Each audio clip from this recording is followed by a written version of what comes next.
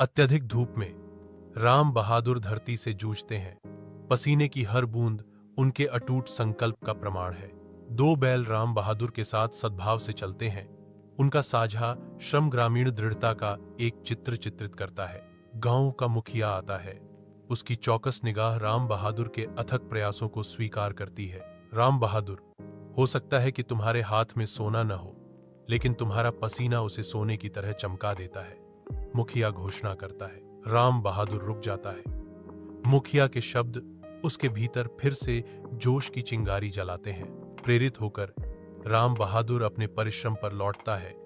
उसकी आत्मा मुखिया की पहचान से मजबूत होती है। सालों बाद राम बहादुर की मेहनती मेहनत ने उनकी बंजर भूमि को एक जीवंत, उपजाऊ खेत में बदल दिया।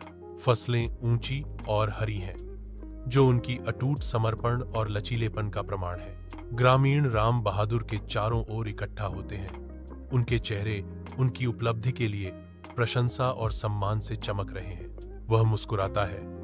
उसका दिल खुशी से भर जाता है, क्योंकि वह उनकी प्रशंसा प्राप्त करता है, जो उसकी लंबी यात्रा का समापन करता है। पंचायत घर के अंदर ग्रामीण इकट्ठा होते हैं। उनके चेहरे राम बहादुर के बोलने की तैयारी को दर्शाते हैं। राम बहादुर शुरू करते हैं। उनकी आवाज ज्ञान से गूंजती है। असली दौलत पैसा नहीं, बल्कि कड़ी मेहनत और धैर्य है।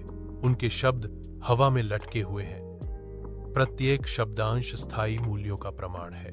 ग्रामीण राम बहादुर की शाश्वत बुद्धि से प्रेरित होकर प्रशंसा में फूट पड़ते हैं। उनकी जयकार घर में गूंजती है।